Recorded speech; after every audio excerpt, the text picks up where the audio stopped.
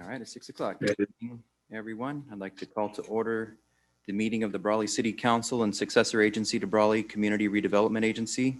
This will be our regular meeting agenda for Tuesday, January 19th, 2021, 6 p.m. In City Council chambers and in our individual homes and offices. Take roll call. Councilmember Couchman. Here. Councilmember Castro. Here. Sorry about that. Nava. Here. Councilmember Wharton. Here. Mayor Hamby. Here. All right, before we approve the agenda, there is one item that I'd like to pull from the consent agenda to be discussed under regular business. It's with some typographical errors on a resolution. That would be item 3C, Mayor. 3C. No, excuse me. 3E. 3E. Yes. Sorry, so we'll pull 3E from the consent agenda to make some corrections to it before we approve it under regular business. Any other changes to the agenda? If not, I'm looking for an approval. Mr. Mayor, this is George. I'll make a motion to approve the agenda with the addition to the regular business. Second. This Sam. All right. It's been moved and seconded. All those in favor, say aye. Aye. Any opposed or abstentions? Okay. Moving on to item 2, public appearances and comments. This is for the public to address the council on any item not appearing on the agenda that is within the subject matter jurisdiction of the city council. There's no one here in chambers to offer a comment, and almost said that no one emailed in, so we don't have any public comments. So we will move on to item 3, the consent agenda. Items are approved by one motion. Council members or members of the public may request consent items be considered separately at a time determined by the mayor. We have a motion to approve the consent agenda. So moved. Sam, This is George, second. it's been moved and seconded. All those in favor? Aye. Any opposed or abstentions? Moving on to item 4, regular business. Item 4A is an update on City of Brawley declaration of local emergency as a result of COVID-19 pandemic, with an overall outlook presented by Fire Chief Mike York.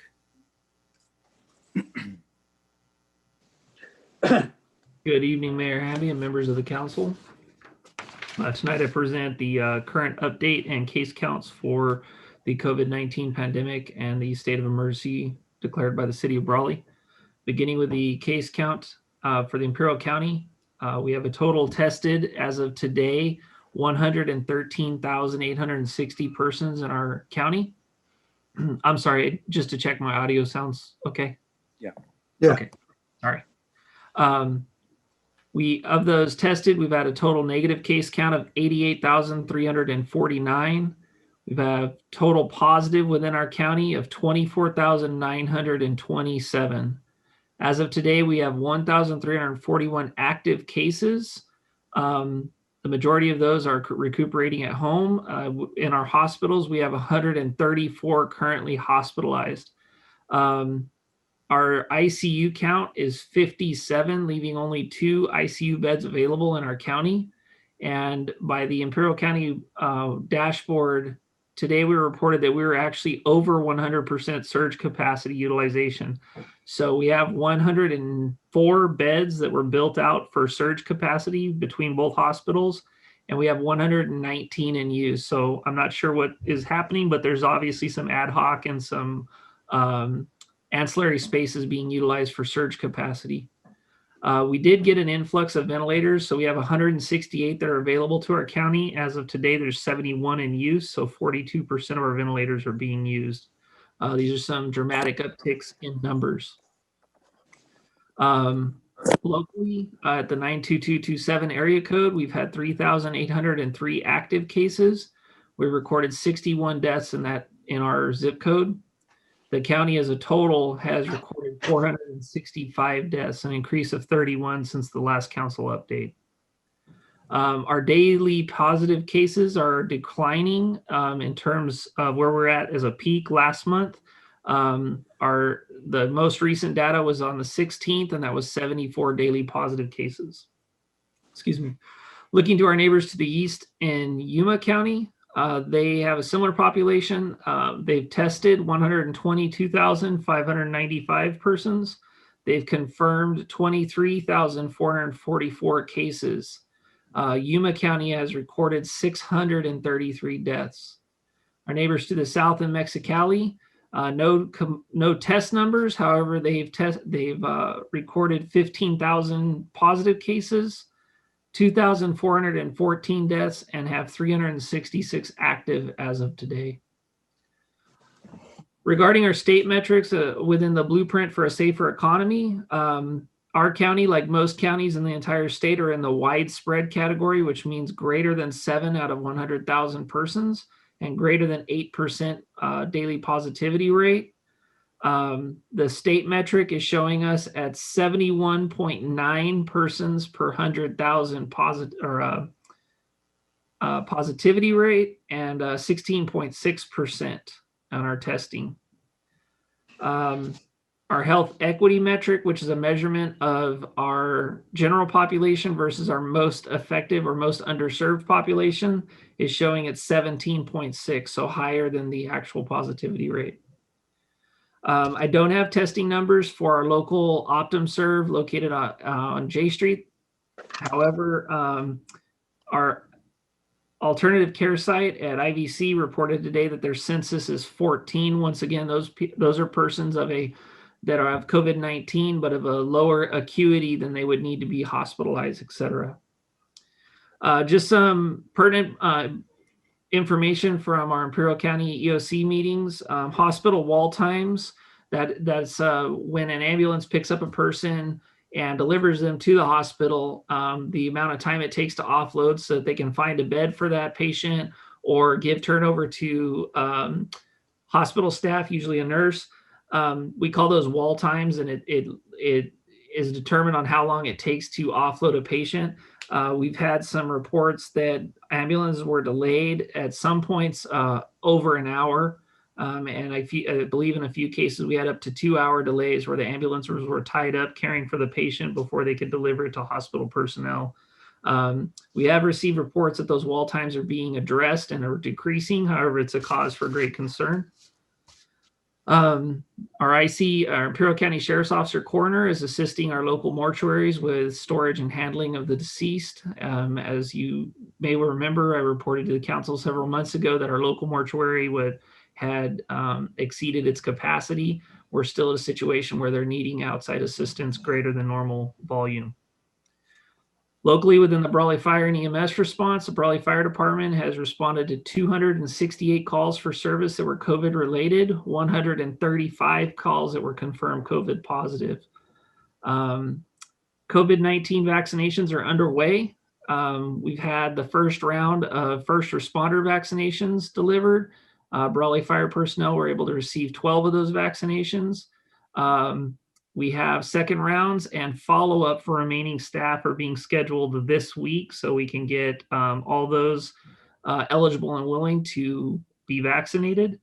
You may have seen in the news that both hospitals provided vaccination clinics for public seniors over 65, along with state guidelines. So that brings attention to that our guidelines are changing. And so are the priorities concerning who's going to receive the vaccine first, et cetera. So as the Imperial County receives allocations, there's communication constantly on which essential staff and which members of the public are going to be eligible for the next round of vaccines. It looks like we'll be moving into the remainder of first responders and then other essential staff in the very near future. As always, we continue to work with our local, state, and federal partners to coordinate a continued response, secure PPE and supplies. Also, before you tonight is an update to the declaration of local emergency. by council direction. We revisit this every 60 days. This is a continuation of the declaration of emergency that was put in place in March. Is there any questions? Chief, just with reference to vaccine, any discussion there at the EOC or what to expect? In regards to Supply allotment, those kinds of things. we don't have hard numbers right now. The supply has obviously been becoming increased. The rollout is determined at the state level. I don't have a current prediction on what our numbers are. I'm hoping that on the next council update, two things will happen. Number one, we'll have a lot more people vaccinated. Number two, we'll have a clearer picture on the number of vaccines that we're going to be allocated. Exactly. And Chief, I take it no update because of that. I asked last time about our potential role in that. And is that still the same as the last time we met? There is some potential, some of our qualified personnel within the department might be part of that. As for personnel participating, we've had no communication. However, the Imperial County Department of Public Health did request facilities in discussions with the city manager.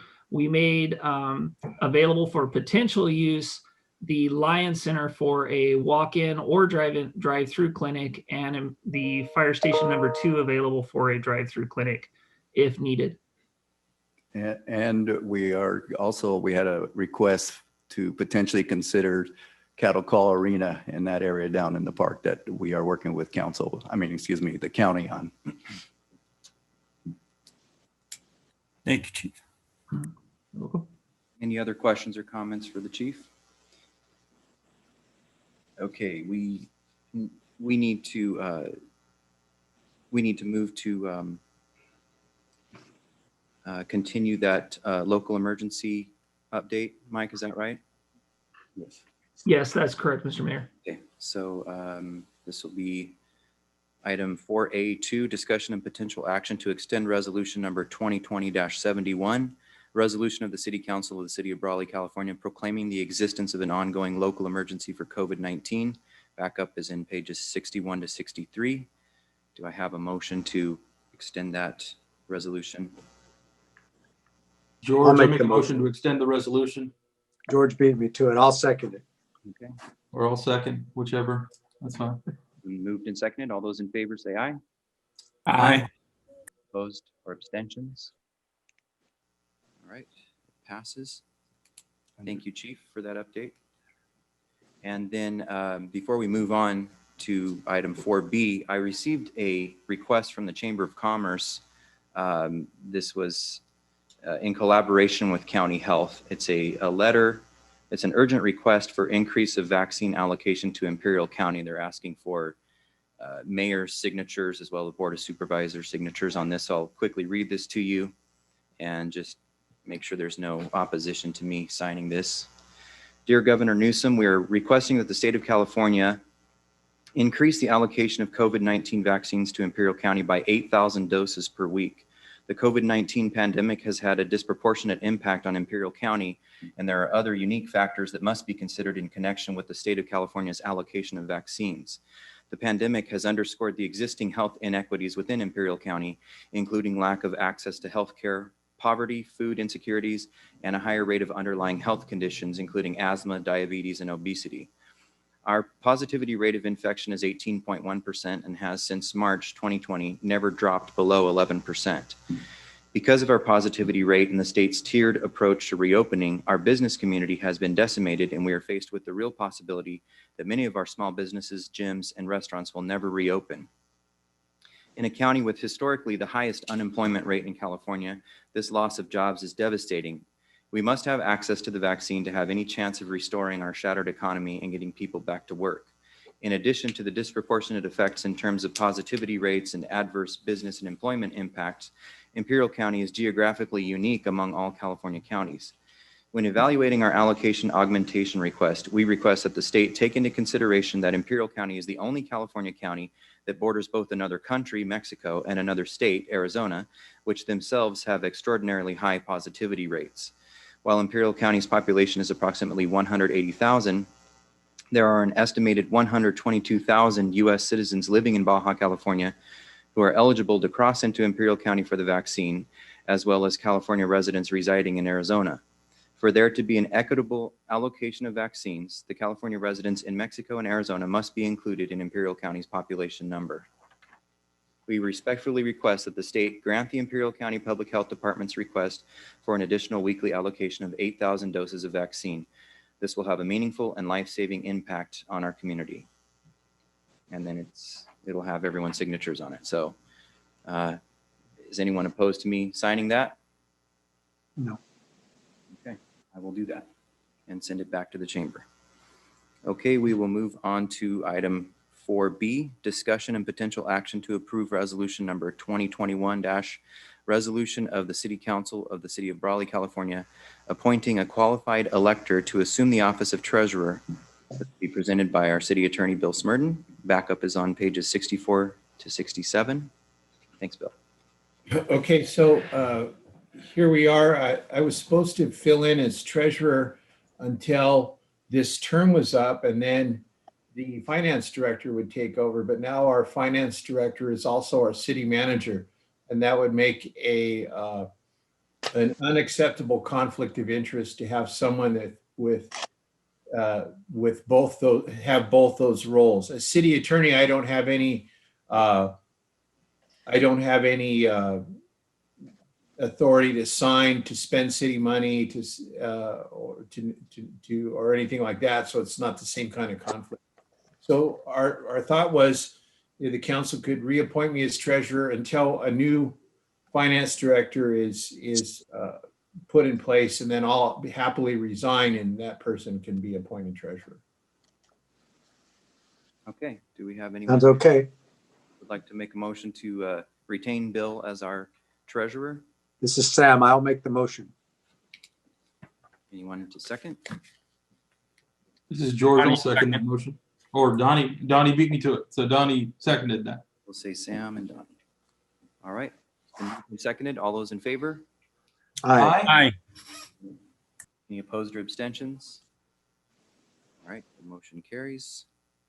You are still our treasurer. He's a legal treasurer, right? Legal treasurer. Right. In my first month of treasurer, we had the never done audit, and scared me to death. Luckily, all that's resolved now. I understand the treasurer is on the hook for any outstanding debts that the city has. Yeah, in the fiscal I year. would just have to flee. Okay. Not to a country with no extradition. Okay, we'll move on to item 4C, discussion and potential action for direction to prepare an ordinance to address concerns about vendors operating in city parks. This is also presented by City Attorney Bill Smurden. Backup is on pages 68 through 70, and I noticed that we do have one of our vendors here in chambers tonight. So if we have any questions for him, he's here. We were asked to come up with some regulations on vendors in the parks. As you know, state law specifically allows vendors in the parks. So I did a kind of a survey of what other cities are doing. And I put some of the suggestions down in that staff report. It seems very reasonable to have limits on the number of vendors that can be in any particular park. It seems very reasonable that vendors are allowed on a first come, first served basis. Certainly, we should have something that says, vendors can't set up in the middle of the softball diamonds, that sort of thing. So we're just looking for a little more direction from council on what you would like to see. For example, at Plaza Park, one of the things Los Angeles does is you're not allowed to set up within so many feet of a city structure, monument, things like that. So perhaps there should be a radius around that kiosk there. That we're just looking for a little more direction, and then we'll put together an ordinance for your review. Okay, Anyone have any comments that they want to make about the resolution or about the backup material that you have? I've kind of reviewed the backup, this is Sam Couchman. I've kind of reviewed the backup material. I think we need to look at some of these things and maybe implement them. It's not a reflection on any of the local vendors. It's not a reflection on our current vendor that's in the Plaza Park. It's just simply something I think we need to solidify some regulations for vending. I think it has not been a problem with the one vendor as far as I am aware. And so that's great. But when you get 15 or 20 vendors, that could be a problem. And so I think a little more control of that situation is probably, in all likelihood, probably a good thing. There are some of those I don't think that'll work with us that are on this list that may not work for us, but there are others that I think would be a good idea if we implemented. And I think that we need to go through these maybe and discuss which ones we want to implement and which ones we want some further clarification on. And then I think we could move forward with this as a council. And I don't know that we're all in agreement about everything, but I do think that there are some rules and regulations that I think would be very appropriate, especially when you get into parks and residential areas, when you get into parks that are out of the business area, and then lighting or not lighting, restrooms or no restrooms, et cetera. That's where it becomes critical. Also, if a vendor is required to have something in place and is dependent upon someone else to provide that, then I would like to see that in writing from those other individuals that are providing the necessary requirement. And so whatever that might be it restrooms or cleanliness or whatever, or pickup of trash or whatever, I'd just like to see those agreements in writing. This is George. I would agree with Councilmember Couchman that we do need to look at this carefully. It just, during this time, we're in the middle of a pandemic. So, because of COVID, the only vendor we've had is the one in downtown, the downtown plaza. But I know with time, as parks open up and other things open up, there will be, greater use of this type of, business model. So, no, I would agree. I would just say there's some good suggestions in the backup material, a lot to consider. And if we can't necessarily come to some agreement tonight, maybe we can revisit the topic, at a future date, just to give this a little bit more time. I don't think there's any pressing need at the moment, but we certainly do need to address it for future consideration. Yes, Mr. Mayor, this is Ramon. If I may ask a couple of questions and a couple of suggestions. One thing that I would like to see, and I just want to know if it contradicts the language in Senate Bill 946 in any manner, is just to limit how many vendors can be at any park at any time. I would also like to see perhaps they're called sidewalk vendors, perhaps a distance that they can, go into the park away from the sidewalk, so that perhaps 10, 15 feet, no further away from the sidewalk, so it doesn't interfere with the use of the park, like you said, on softball diamonds or whatever. If kids are on Plaza Park playing in the center, they should have access to the park. So perhaps limited to the outer edges of the park. And also a question about special events like held at the plaza. And I know that there are fees and they have to pay for special permits for that day, how that would apply to those vendors that are there on a regular basis. And with that said, I would like to see maybe going forward if we could perhaps improve the parks to provide specific spaces for these vendors and limit it to those spaces to be used by the vendors. That's what I would like to see going forward in the near future. Thank you.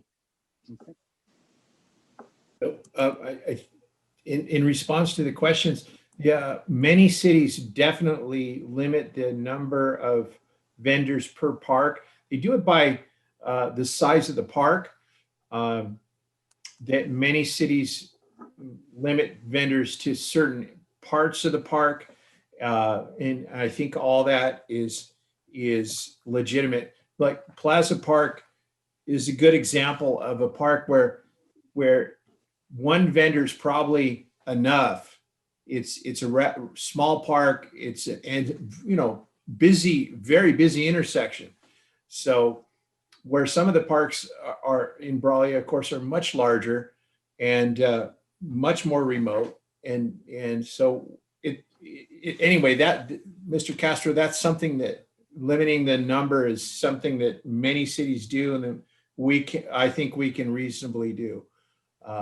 And can we perhaps, change it depending on the size of the park? I mean, obviously we don't want blanket language. I also noticed, I'm looking for the section right now, but I know that there is a section that says that we limit the sidewalk vendors to specific hours or, what they can and can't do. We also have to limit all the businesses in the region to. So what I don't want is I don't want to see any contradiction to the bill so that this can later on be challenged in court. Right, I understand that, absolutely. On the park, It'll have to be by a park situation, I think. I think one thing we need to consider too, and this is just again for future conversations maybe, but with restrictions on having access to restrooms, well, there's no guarantee that a vendor will be set up again, like in a permanent location. So that distance may change if they're in a different spot. So those are just things to consider. And there's a lot to consider. I just feel like the legislation opened things up to help small vendors,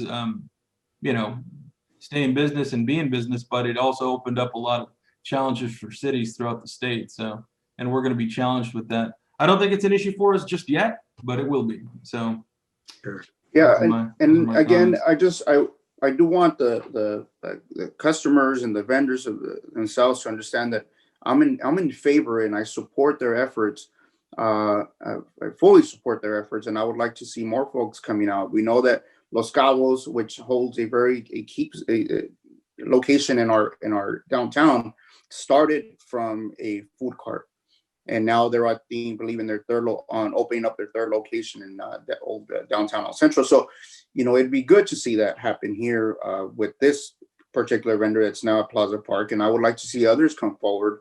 So I want to be very clear, though, at least I support them, but we have to regulate it. We do have to regulate it before it becomes a mess. Tyler, did you have something? on the question about the hours on the parks permits or the parks application that goes out to every park, every organization that would like to use the park, on the back, it states the curfews for any of the parks that are not lighted. They're closed from sunrise to sunset to sunrise, I should say. For the lighted parks, there's a 10 p.m. curfew already in place that regulates parks. I also noticed on that curfew, though, that it does state in the things that Bill sent us, vending must cease 30 minutes before park closures. But I don't think that's necessarily an application for us because we don't have a lot of fenced parks, but it's something we could consider in this. That may not be necessary, but it's something to consider. That they need to clean up before the 10 o'clock time frame and move out of the park by the 10 o'clock time, or do they get a allotted amount of time to clean up and move out of the park? It's something open for discussion. I don't know what's best in that situation. Maybe we play it by ear, but we'll see. Bill, in your estimation, on page 69, numbers 1 through 14, are those all items we could add to an ordinance that would be difficult to challenge? Or are some of those kind of in a gray area? I got those from big cities that in my estimation are really pro street vendors, and I think that they're pretty safe. So where it'd be difficult. So in Los Angeles, for example, sidewalk or park vendors must stay on paved portions of the park. I think that would be a problem in Brawley because the paved portions of our park are the walking tracks and the places that, the handball courts and places that we wouldn't want vendors on. So we have to, Tyler and I were talking about this. I think really the best approach is I'm going to go look at the parks and make sure that what we suggest to you doesn't completely rule out the possibility of vendors, but it's a reasonable rule that, and the limit's reasonable for the size of the park, and where people are allowed is reasonable with respect to how the parks are being used. For example, we wouldn't want someone to set up a snow cone stand right in the middle of soccer practice. So we are a small enough city that I think we can come up with a good ordinance that makes a lot of sense, and will be fair and reasonable. Yeah, I personally, I mean, I don't want to make an ordinance that's going to make it, much more difficult for people to do sidewalk vending, but it does need to be something that sort of levels the playing field and applies to everyone equally. But yeah, I think Sam is the one that said it's almost has to be a park by park basis. Absolutely. I believe that's true. Gordon, did you have something? Yeah. No, I agree with everything all the council members have said so far. Is there a way, I agree too, it should be park by park because they're all different sizes. Is there a way we can do maybe so many vendors per acre, limit, and then also, I don't know if Bill, if it's too restricted, if we can say what part of the park, like have designated little chalked off areas for them so they don't interfere with any other activities, athletic activities or anything, like the least used part of the parks for recreation purposes.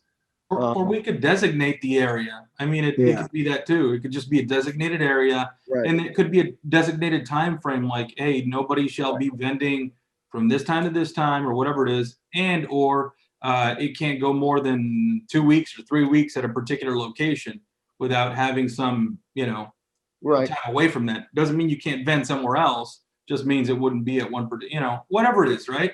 But I think if we set up some designated areas, that could help. If we have concerns with people setting up in the middle of a field or anything like that, there could be a designated area where they could vend from. So anyway, food for thought. Right. Well, I I could think- see it could be a fairness problem. Like if you have, if one person monopolizes one park, and there's a list of other people wanting to vend there. I understand maybe first come, first serve. That makes sense, but maybe there's a waiting list and you can only be there for so many weeks and then you have to get back at the bottom. That's why I said to make it more of a fair process, especially if we're going to limit the number of vendors at a particular area, then it just makes it to where it's a little more fair for everybody. Okay. Mr. Mayor, I think we can put limitations on basically you cannot set up on a playing field, period. Any type of sports field, except on the sidelines or somewhere that we designate, as George had mentioned, we can designate an area in those situations where they can set up, but nothing on a playing field like the soccer field. They can't go out on the field and set up. They can't go on the baseball diamonds and set up. They can't go on the basketball court and set up. That just whatever we have, or it may be even in the playground areas in the sand. They can't go out there. In other words, the rules can state that specifically prohibited. Any other area in the peripheral areas would be okay, probably. I think you're probably right. Paved areas aren't going to work for some of our parks. I think it's an individual park, and we may have to post different rules for each individual park. And I think there's certainly a limitation on acres, like you could say 2 vendors per acre or 1 vendor per acre for some of our parks. And I think that would work just fine. But we have to spell that out, I think, in these rules. I think it's important that we have the conversation soon. Doesn't have to be all hammered out tonight, but the one thing I will tell you, it's not a problem just yet, but it will be one. You got to consider once Little League starts and they have their vending as well, obviously, right? That's how they raise funds. And so their snack bar, that could be impacted if you have, multiple vendors there as well. So it's just things to consider. I know it's going to be a concern that people will bring up in the future. I've had concerns from local businesses, even within the downtown area that have invested, a considerable amount of money, hundreds of thousands of dollars to get their businesses up and running. So it's like I said, it's maybe not a pressing topic today, but it will be one that's going to just continue to be addressed or need addressing in the future. Yeah, it's not something that we need to kick down the road much further, until more and more vendors come in. But certainly, the one sidewalk vendor that we have operating right now is doing a good job of keeping the area clean and, you know, conducting business in an orderly and legal fashion. We also have overlap with, you know, with the county health department too, that, you know, there are some regulations that they have that we probably don't need to mess with, that, you know, may be touched on here in this list. But I think that partly what needs to happen is, as this ordinance is drafted, we'll have to collaborate with the Parks Department so that when they have an application submitted to them for a food vendor, that they'll have a map of whatever park it is that they're wanting to vend from, that will say, these are the allowable areas to set up. There's a lot to consider, because look, as this moves forward, just consider these things. You know, even now for a lit sign, you need to have a permit for it if you're a structured business, right? And so you have, you know, street vendors that have, you know, whirling lights. That's a lit sign, because, you know, you have, so there isn't any restriction on that just yet. But again, as that continues to grow, and it will over time, as long as there's some sort of, at least a basis of rules that we have in place, I think it's going to help everybody. So there isn't any confusion. There aren't any, you know, hard feelings from vendors, or as Gordon has stated, you know, maybe somebody who's monopolizing a particular area, that kind of thing, where it's a little bit more equitable. But again, it's not like we're not going to see concerns, because I know we will in the future. Yes, I also think that we need to take into consideration like a cattle call event where everybody's at the park and they're all vendors and they've paid certain fees for that. A regular street vendor that comes on the park might not be able to come in there as a regular vendor on that day. They must go through the special process of obtaining whatever payment and whatever thing they have to do or permit in order to locate there that day only. And then what happens after that, then other days they can come in if they're clearly within the rules. On that day alone, they're kind of like banned for that day, unless they go through the proper procedures in order to go about locating there for that special event. Because we have a lot of charitable organizations that raise money that way during those types of special events. And I think that we should clearly make it that they have to go through the proper procedures in order to be able to vend during those times. With respect to that point, Mr. Couchman, council already imposed an ordinance that prohibits street vendors in Cattle Call Park, because we have an exclusive arrangement with the Cattle Call Committee for that particular park, and they control who comes and goes there. So, but that's a very special situation, that park. Do we have anything in place for Plaza Park? You know, like when we have Mariachi Night or Chili Cook-Off or the other events that happen during Cattle Call Week? Yeah, we definitely will have to address that, Mr. Castro. But that's easily addressed, I believe. That's what I meant. And I think that's easy though, for that day or that event. And I think that's permitted by the state law, correct, Bill? That you can restrict them during special events. Yes, absolutely. So we'll take care of that. Okay. Item 12 you have does say prohibit vending within a certain distance of any permitted farmer's market, swap meet, or special event. And I don't know if that could even be applied to Little League practices or games where they have their own vending going on or not. But certainly those special events that we have that are, you know, signature to our town would apply there. Okay. Yeah, I would think that for like Little League and stuff, we've had the snow cone truck that pulls up on this public street. And we don't really prohibit them from doing that during Little League games and things of that nature, or softball or whatever.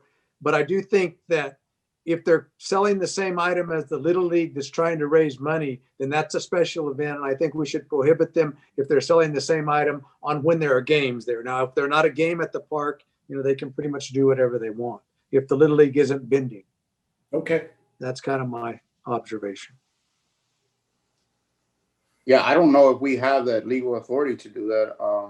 I got to shuffle more through this bill, but the bill does limit a lot of what we can do, specifically limits us from having the ability to limit their business practices. So we might not be able to. So just going referring back to the bill, because it does address a lot of certain situations, so that specifically for that reason, because some towns wanted to shut them out completely. And this was to protect the street vendors. We're just trying to Right. find a happy medium. Right. Any other comments to add to that? No, I Feel like you've got some more direction, Bill? Yeah, this is very helpful. Thank you very much. Tyler and I'll get started on this right away. And because you're right, Mr. Nava, we've got to take care of this sooner rather than later. Okay. Looking further on that, I do want to come back to the item that I pulled from the consent agenda regarding the stop signs. And there were just a couple of typographical errors that Tyler, I think, has already corrected. So I just need to, let's see here, I have. approve, let's see here, and adopt a second reading of ordinance number 2021-03, ordinance of the City Council of the City of Brawley, California, establishing the installation of stop signs at the intersection of First Street and Emma Place and First Street and Lena Place. And the backup for that is on pages 48 and 49. So having read that heading, is there anything else that needs to be done to that bill to complete that item? No, it's just approve second reading and note that there's typos fixed and it'll be fine. Okay, so do we need a motion to approve that? Yes, I will move to approve that. All right, Sam, and the 2nd. I'll make the second. All right. It's been moved and seconded. All those in favor? Aye. Aye. For abstentions?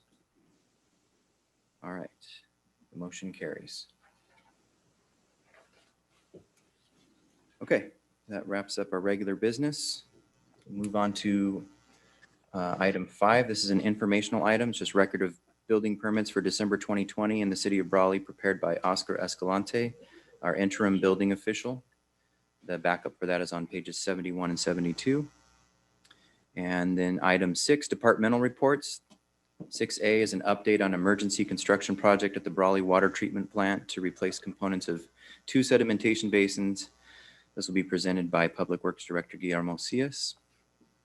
Cias. Good evening, Mayor, members of the council, Guillermo Sillas, Public Works Director.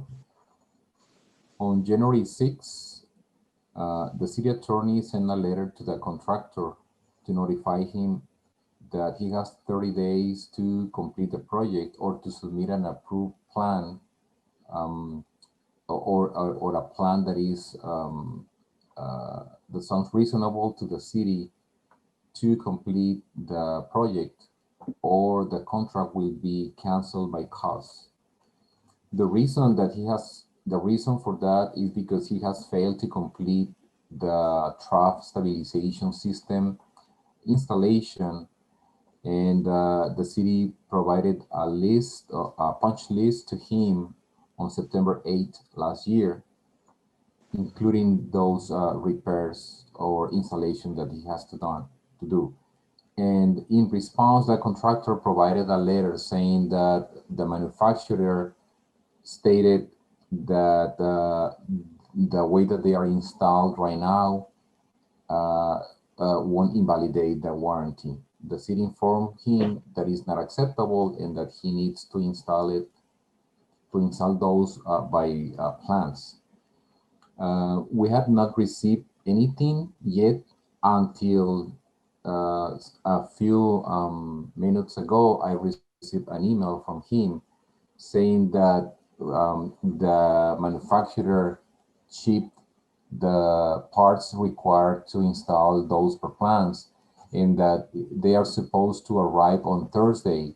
And after the arrival, he will contact us to schedule the completion or the installation to complete the project. So in short, he has 30 days to complete the project or to give us a reasonable plan to do that. And so he sent that communication. So we will see if on Thursday he provide any feedback on when he will be installing those. If not, we will close the contract and we will move on with another company to complete that installation and make charges to him. Any questions? All right, thank you, Guillermo. Thank you. All right, moving on to item 7, city council member reports. And we'll start with Councilman Wharton. Mr. Mayor, I have nothing to report this evening. Okay, thank you. Short and sweet. Councilman Castro. Mr. Mayor, I also have nothing to report this evening. Councilman Nava. Super brief. I was able to take part in a committee with the California League on housing, community, and economic development. That was the first meeting that we had, and it was just setting the tone for the rest of the meetings throughout this year. I think there'll be 4. So beyond that, just want to thank everybody for the work that they're doing, and nothing further to report at the moment. Thank you. Thank you. Mayor Pro Tem Couchman. Yes, just a couple things. One, I would like us in a future meeting to readdress our fireworks ordinances. And as I've discussed, and I had asked Bill to look into some things, and I think those can come back to us in the future. Similar to the vendor thing on, with the street, with the park vendors, we need to go through that ordinance. I think we're going to have to make it much tougher simply because we're still seeing fireworks being set off on the weekends, on the evenings, 10 o'clock, midnight, et cetera, in town. And I'd like to see us toughen those up at least. At least that gives some people pause. I don't think we'll solve the entire problem, but I would like to see us revisit that at a future meeting and before too close to the July 4th timeframe. The only other thing was on the vaccination things. We don't have much control over that. My understanding is city staff did a good job with what they did. They were required to do, and I appreciate that on their behalf, on the people that got the vaccination on their behalf. I do think there's some better ways to do that, and I think maybe some of our health providers will be looking at that for the future, and the county. And I hate to second guess it because it did go off. They did get the vaccinations out there, so I'm hoping that there are better ways to do that in the future. I would also like to see them maybe concentrate not on 65 and up, but on the ones that were most vulnerable, like say 75 and up first, and then go to 65 to 75 or something like that. And if they did that, I think they would cover more bases. And I think they would probably help more people overall. I don't want to second guess them though. So let's just see if they change some of the things that they're doing, and we'll move forward, because I think the more vaccinations we can get out there, the better off we are. And that's all I have to report. Thank you. Thank you, Mayor Pro Tem. Mr. Mayor, this is George. If I could just add a comment to that. Thank you, Councilmember Couchman, for sharing that. I did receive a call with similar sentiments earlier today, so I just wanted to make sure that I addressed that because I said that I would, but it was in regards to the vaccination process, and their concern was that maybe the most vulnerable, people weren't helped and addressed. But so just going along with that comment, Councilmember Couchman, thank you. And just as a tie-in, I did not go live to get my vaccine, although I am eligible at 67. I decided I would let other people have it first, and I thought that was probably a better deal for everyone concerned. I thought the lineup was okay. I thought things went fairly well, but it's still a difficult proposition when you have limited vaccines. But that's just, I just wanted to bring that up. Sam, you don't look a day older than 63. 63. Thanks. Appreciate that. Some people say I don't look a day older than 75, but I mean, yeah, those are. You're still in your 60s, Sam? Yes, still in my 60s. Yes, my not birthday not till August. I'm kidding. You Right. look young, brother. I've Thank always you. known you to be very healthy and young. Well, I try. Well, and for a lot of people, 65 is the new 50, I think. Right. I don't think of myself as being real old either. So yeah, definitely, I think it would be noble for the ones that are younger in that age bracket to hold off and let the ones that are the most vulnerable get the vaccine if they so desire. I was able to participate or zoom into a COVID update meeting with the county health department last Friday, and of course the vaccine doses were pending for Monday, so I don't think anyone envisioned how that was going to go down. And we'll have another meeting on Friday, and I'm sure there'll be some changes made to the way those are administered forward. But yeah, that was pretty astounding to see. Tyler and I met with a couple of young men from an organization called Familia del Valle, who are focused on finding resources to give to unhoused or homeless people, and also working with elected officials and city officials to try to mitigate the issue of homelessness in Imperial County and in our individual cities. So it was encouraging to see some younger people taking up a cause that we all, we all interface with to some degree. And so I look forward to working with them and getting other departments involved who have direct interaction with some of the homeless people in our community. I also attended a planning commission meeting and a library board meeting. And these are just, small activities that each one of us on the council are involved in, the different commissions and boards that we attend as liaisons for the city. So I appreciate all the work that each of my fellow council members are doing. Appreciate the work that our city manager is doing, and all those that work underneath him within public safety and human resources, et cetera. So that's it for my report, and we'll move on to item 8, city manager report. Thank you, Mayor. To follow along on the vaccination topic, I do want to comment that I did receive multiple here, I'm drawing a blank here.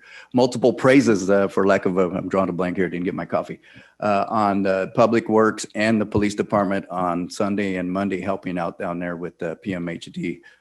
It was nice to have some citizens call in and actually compliment our staff on a wonderful job they did with not an easy situation. So I wanted to point that out, and I apologize for the brain fog there. But I thought it was important that we relay to the team that we appreciate the hard work that they were doing. Also, lastly, as you recall, last month, there was a My Cleats, My Cause campaign where Mr. Royce Freeman had nominated the Brawley Parks and Rec Department. I did receive a check today for a tune of $1,000 that is going to go directly towards supporting rec leagues and Mr. Royce Freeman. And Denver Broncos, we thank you for that. That's all I have. All right. Awesome. Nice. Fantastic. Nice, very nice. I neglected to mention, I attended a rally in El Centro last Friday for Let Them Play CA. And it's just concerned parents and citizens wanting to get kids back out on the field. There was Dr. Tyson was there to deliver some remarks, his experience with COVID patients, and how vital he believes it is to have kids back out playing and getting exercise and sunshine and all of that. And it was well attended. There were a lot of people there, a lot of students that spoke as well, wanting to get back out on the playing fields. So I think that there will be a groundswell of that. You'll see more of that happening throughout the state, and it'll get back to the governor, and we'll see what happens. But in some ways, especially for younger people who are the least at risk, the cure has been worse than the disease for a lot of them, I think. And it's, it's certainly, it's something to be concerned about. And especially when you're in the higher risk categories, it's important to be careful. But it was interesting and encouraging to see these families that are wanting to get back to some sense of normalcy and getting kids involved in a way that will help not only their physical health, but their mental health in the midst of everything else they've got going on, the difficulties of distance learning and all of that. So I was glad to have attended that. All right, item 9, the city attorney report.